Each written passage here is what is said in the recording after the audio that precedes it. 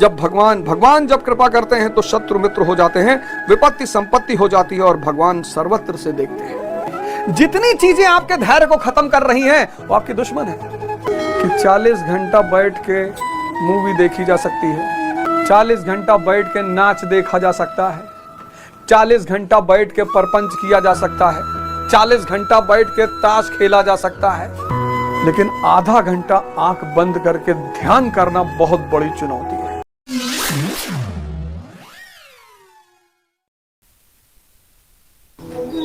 जय हिंद फ्रेंड्स। आज देश जिन परिस्थितियों से गुजर रहा है, उस परिस्थिति में भारत को अपने अतीत को देखने की बड़ी जरूरत है। अतीत को देखने की क्यों जरूरत है? महिमा मंडन करने के लिए नहीं, सीखने के लिए। अतीत की जो महिमा मंडन करते हैं, इसका मतलब उनका प्रेजेंट कमजोर है। मेरे बाबा गवर्नर थे, हम तो भैया रिक्शा चलाते हैं। अतीत का महिमा मंडन नहीं, अतीत से सीखना, यही इतिहास का महत्व भी है। और भारत भगवान का देश। बड़ा लोग परेशान होते हैं कि यार सारे भगवान भारत में ही क्यों पैदा होते हैं? भगवान पैदा कोई थोड़ी होता है, भगवान बनता है। ये फॉर्मूला भारत के पास है, द्विज का फॉर्मूला। द्विज, एक जन मां देती है, एक जन गुरु देता है।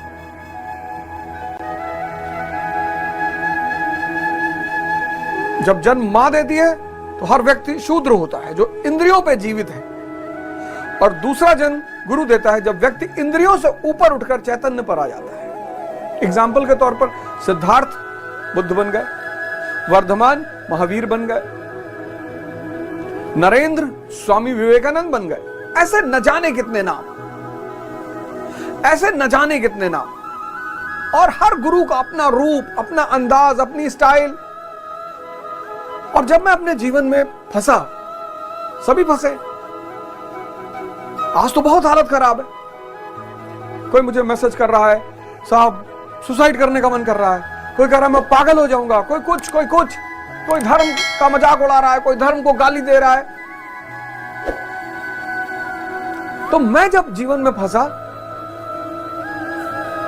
तो बड़ी सारी चीजों ने मेरे जीवन में बड़ा अहम रोल प्ले किया। जैसे कई सारी चीज है, सबका तो वर्णन मैं नहीं कर सकता, लेकिन दो चीजों का आज मैं वर्णन करूंगा।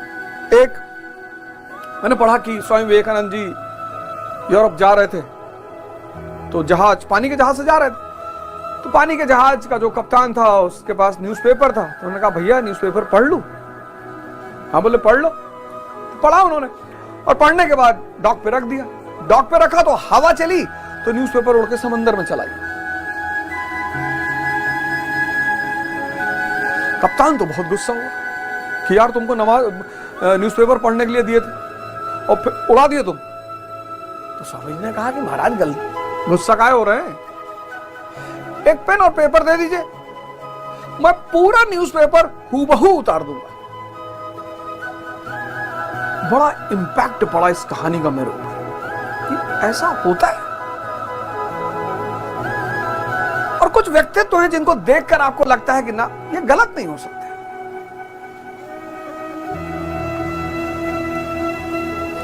ऐसी बड़ी सारी घटनाएं, मैंने कहा मैं सबकी चर्चा तो नहीं कर सकता।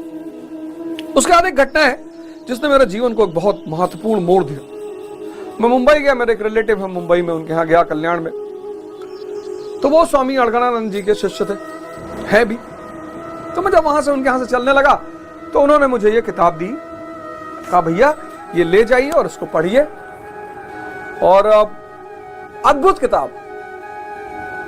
तो ले आया, 2008-9 के आसपास की बात है। मैं ले आया, रखी रही। फिर एक दिन ऐसा ही मैं कुछ ढूंढ रहा था, ये किताब मेरे हाथ लगी। और जब ये किताब मेरे हाथ लगी और मैंने इसको पढ़ना शुरू किया तो बड़े सारे डाउट, बड़ी सारी शंकाएं, मतलब ऐसा लगा जैसे किताब मेरा वेट कर रही थी कि अवध ओझा तू मुझे पढ़ और मैं तेरे शंकाओं का समाधान करूंगी। धर्मशास्त्र है स्वामी अलगणानंद जी द्वारा रचित। 5200 साल बाद पहली लाइन इंट्रोडक्शन की लिखते हैं कि श्री कृष्ण जिस स्तर की बात करते हैं, क्रमशः चलकर उसी स्तर पर खड़ा होने वाला कोई महापुरुष ही अक्षरशः बता सकेगा कि श्री कृष्ण ने जिस समय गीता का उपदेश दिया था, उस समय उनके मनोगत भाव क्या थे। मतलब जो भगवान कृष्ण की स्थिति थी, उसी स्थिति का व्यक्ति ही आपको बता पाएगा।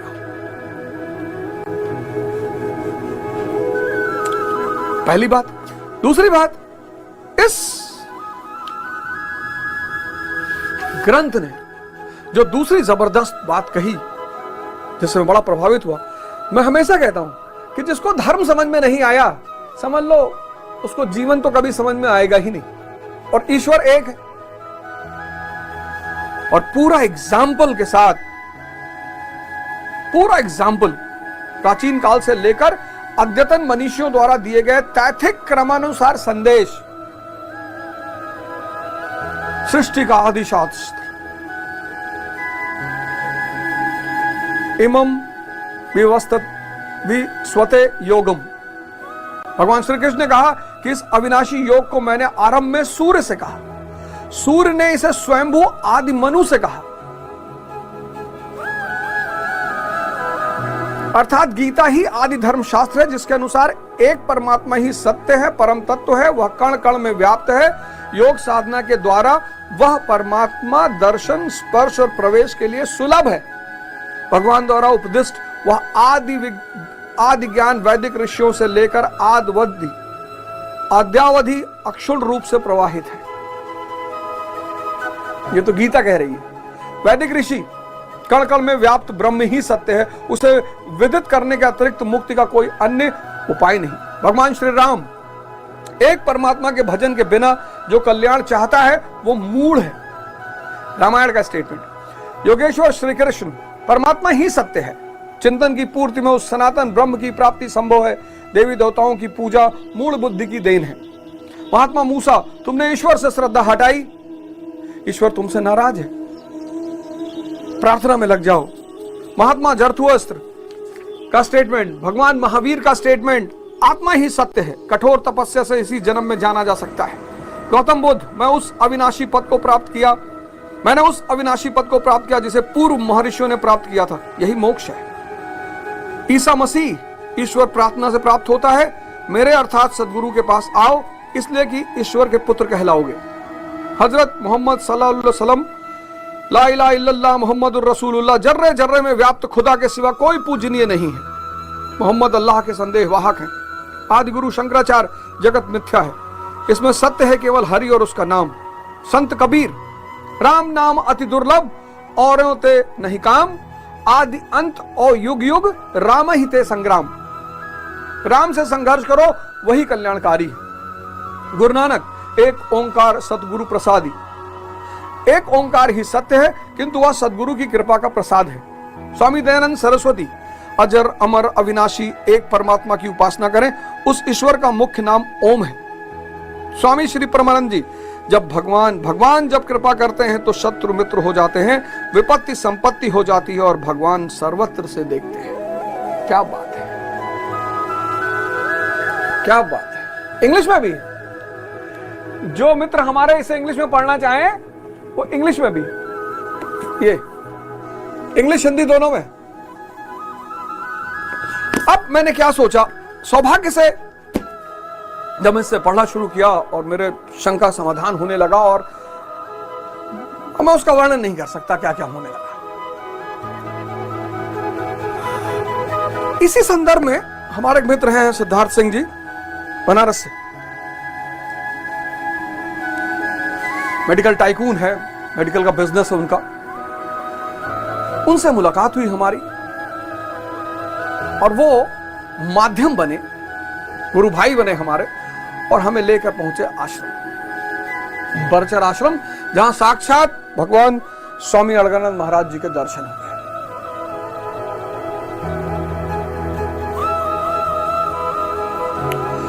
और वो पहला जो आमना सामना था वो कुछ अजीब ही था।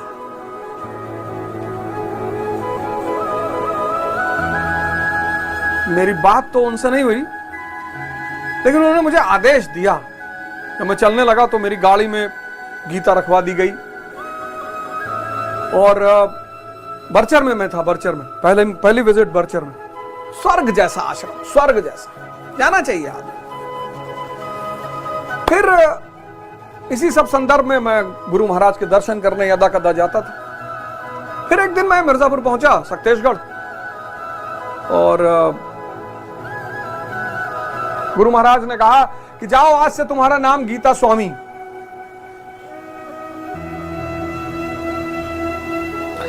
एक नए जीवन की शुरुआत हुई, गीता स्वामी। इसके एक एक श्लोक को पढ़ना, उस पर मनन करना, उसको अध्ययन करना। मैं अभी तक बहुत कुछ नहीं समझ पाया हूं, वो शायद चैतन्य के विकास के साथ साथ समझ में आएगा। लेकिन मैंने सोचा कि मेरे बड़े सारे मित्र हैं जो पढ़ना नहीं चाहते, अध्ययन नहीं करना चाहते।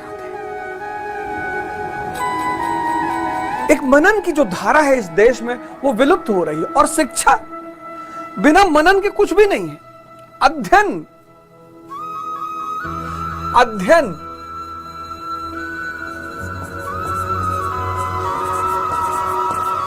अध्ययन बिना मनन के कुछ भी नहीं है।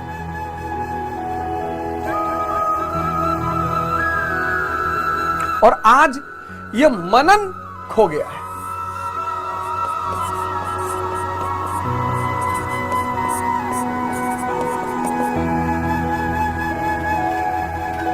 अभी गीता स्वामी नाम उन्होंने 1 साल पहले दिया मुझे छत्तीसगढ़ में, तो अब मैं इतनी जुर्रत तो कर नहीं सकता कि मैं उस पर प्रवचन करूं। इतनी सामर्थ्य मेरे में नहीं है, इतनी शक्ति मेरे में नहीं है।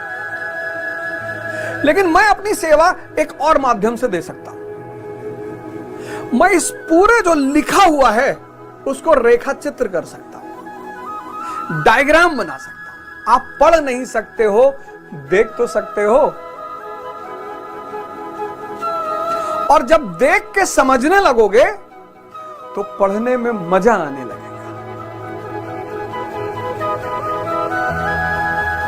तो मैं यहीं से गुरु महाराज का चरण वंदन करता हूं।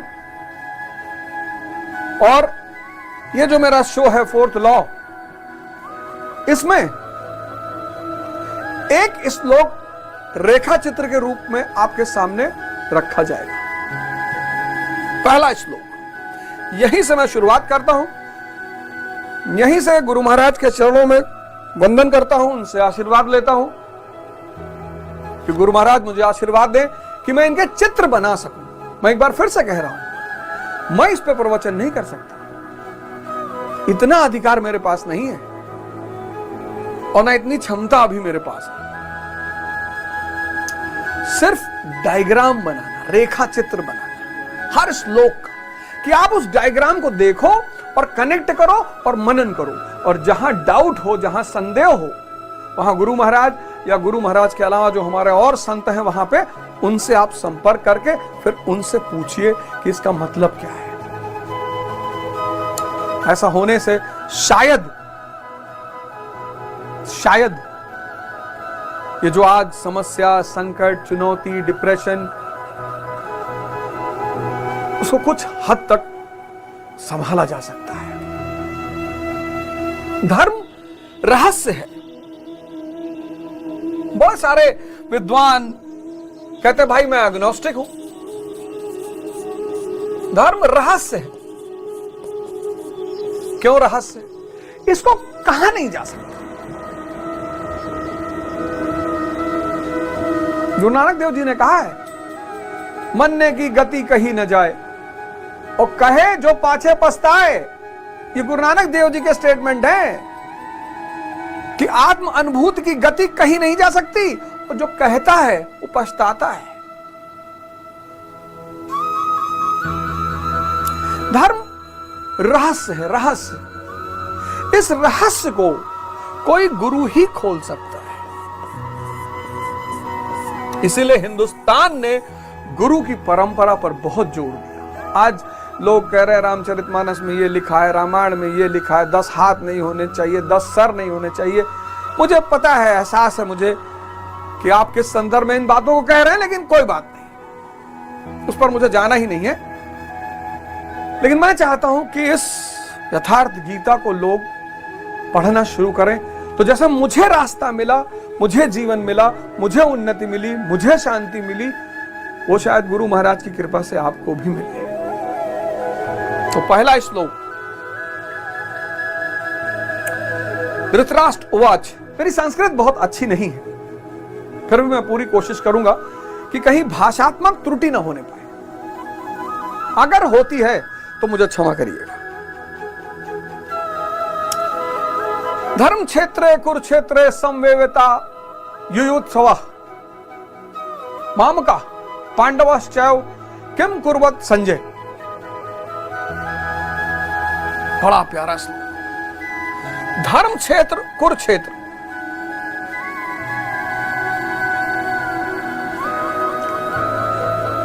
अब युद्ध की बात गीता कहती है और युद्ध की बात गीता कहती है,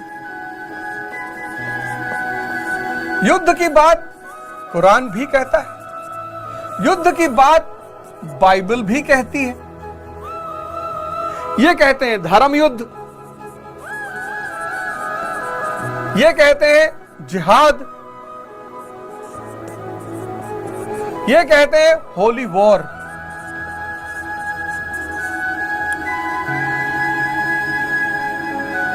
कौन सा युद्ध? पुरातत्ववादियों ने, आर्कियोलॉजिस्टों ने पुराने कुरुक्षेत्र की खोज कर रहे हैं, लेकिन गुरु महाराज ने इसमें लिखा है कि पुराने कुरुक्षेत्र को खोजने की कोई जरूरत नहीं, क्योंकि भगवान कृष्ण गीता में स्वयं कहते हैं, स्वयं। प्रश्न नंबर 2 डार्क ब्लैक में लिखा है, इदम शरीरम कौन्ते क्षेत्र मित्यभिधीयते। अर्जुन, यह शरीर ही क्षेत्र है। क्षेत्र क्या है? शरीर। भगवान कृष्ण कह रहे हैं कि यह शरीर, श्री कृष्ण कह रहे हैं कि यह शरीर ही क्षेत्र है। अर्जुन, यह शरीर ही क्षेत्र है, और जो इसको जानता है इसको पार पा लेता है। वो क्षेत्रज्ञ है, जो जान जाए इसे वो क्षेत्रज्ञ। कहीं बाहर लड़ाई नहीं हो रही है, कहीं बाहर लड़ाई नहीं हो रही है।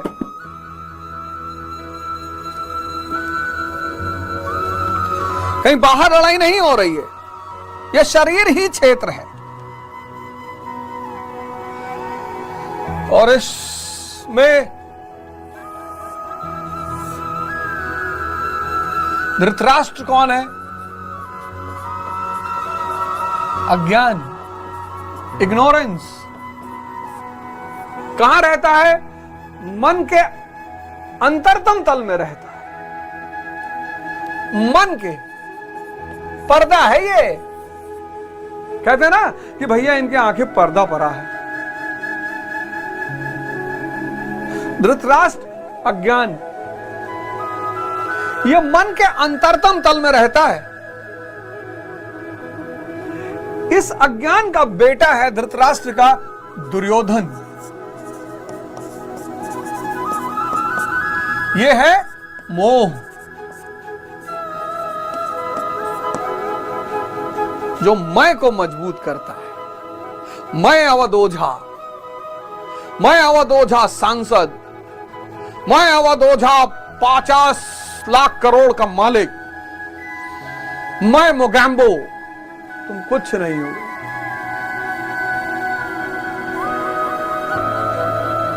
मोह और प्रेम में अंतर है।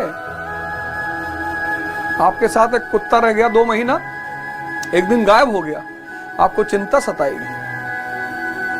संबंध कोई नहीं है, बस 2 महीना साथ रह गया। मोह, इसी को सारे विद्वानों ने बंधन कहा। प्रेम को किसी ने बंधन नहीं कहा। कबीर ने कहा, प्रेम गली अति साकरी जामे दो ना समाए। प्रेम में तो दूसरा हो ही नहीं सकता, मोह में दूसरा होगा। मेरा घर,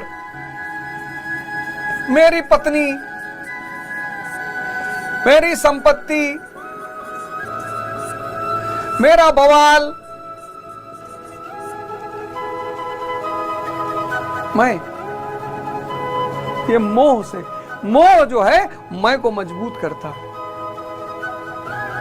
दुर्योधन। और ये बेटा किसका है? अज्ञानता का।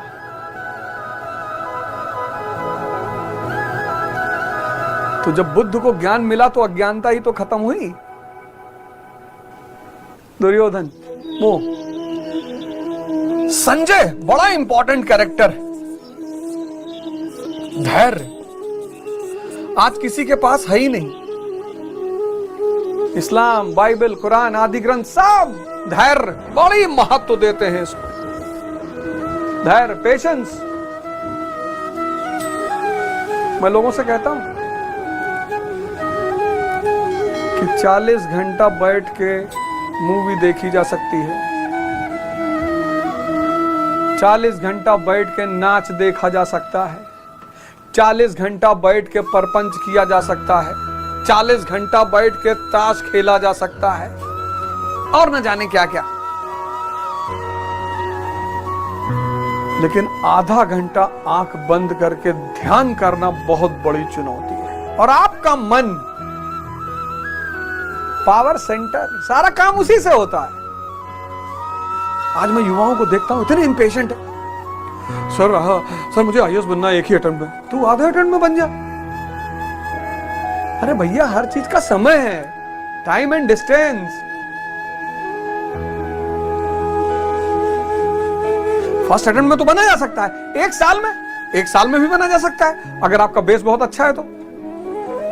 संयम, धैर्य। तो मन जो है उसकी आंखें क्या है? धैर्य। क्या बात गुरु महाराज ने लिखी है, ये मन की आंखें हैं, धैर्य। मन जब भी देखेगा धैर्य से देखेगा, धैर्य उसकी आंखें हैं। क्या बात है। मैंने कहा ना कि ये किताब अगर पढ़ो, आप इस किताब को तोड़ो, इसको कनेक्ट करो, सोचो। मन जब भी देखेगा, जब कोई बहुत इंपेशेंट हो जाता, पैनिक हो जाता, एंजाइटी अटैक आजकल के लोगों पे आ रहा है। अरे भैया,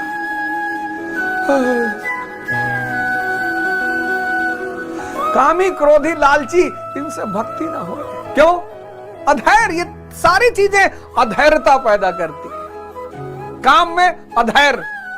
स्त्री मिल गई, भागे जा रहा है 400-500 किलोमीटर उसके पीछे चले गए, बस भागे जा रहा है। कामी, क्रोधी, लालची, ये तीनों चीजें अधैर्यता पैदा करती है, और तीनों में आदमी और अंधा हो जाता है। तभी तो कहा, कामी, क्रोधी, लालची, इनसे भक्ति ना हो। क्योंकि ये तीनों चीजें किसको खत्म करती हैं? धैर्य को खत्म कर देती हैं। जितनी चीजें आपके धैर्य को खत्म कर रही हैं, वो आपकी दुश्मन है। फिर कौरव, ये कौन है?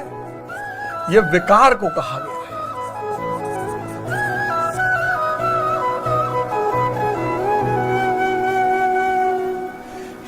विकार।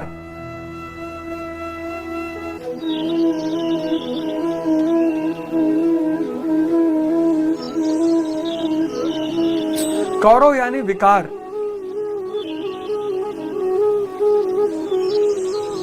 पंद्रह घंटा सो रहे हैं। कौरव, कुरु शक्तियां आपका ऊपर हावी है। 3 बोतल शराब पी गए।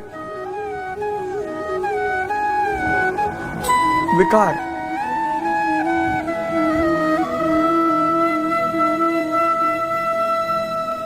अज्ञान, जो मन के अंतरतल में रहता है। मोह, जो मैं को मजबूत करता है। धैर्य,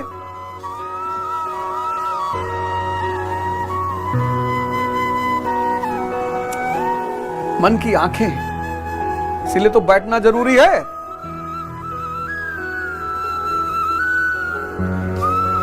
इसी दोहे के अंत में गुरु महाराज ने लिखा है कि दृष्टि विकसित होती जाएगी जब धैर्य बढ़ता जाएगा। देखिए, मैं नहीं बोल रहा हूं, गुरु महाराज बोल रहे हैं।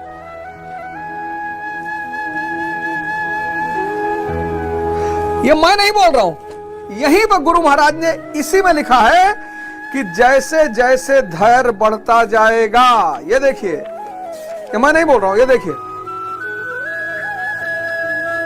इस प्रकार अज्ञान से आच्छादित प्रत्येक मन संयम के द्वारा जानता है कि क्षेत्र क्षेत्रक युद्ध के युद्ध में क्या हुआ। संयम के द्वारा, धैर्य के द्वारा। अब जैसा जिसके संयम का उत्थान है वैसे वैसे उसकी दृष्टि आती जाएगी। पेज नंबर 2 लास्ट लाइन है।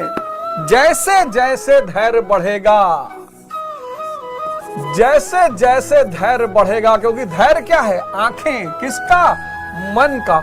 वैसे वैसे गुरु महाराज कहते हैं कि दृष्टि भी बढ़ेगी।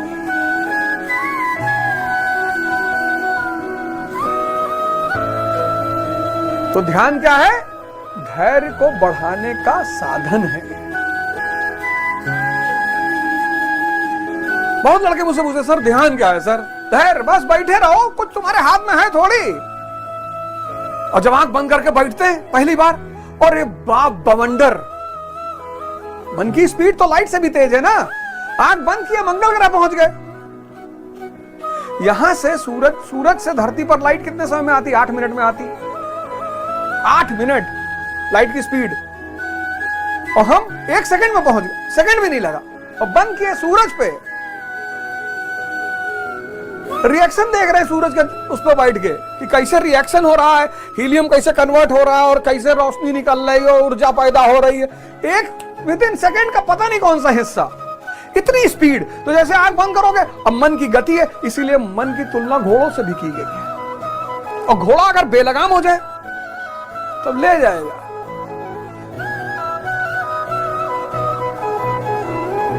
ले जाएगा और मार डालेगा। तो गुरु महाराज कहते हैं कि धैर्य को बढ़ाने का ध्यान क्या है? धैर्य को बढ़ाने का माध्यम। और जैसे जैसे धैर्य बढ़ेगा वैसे वैसे दृष्टि बढ़ेगी।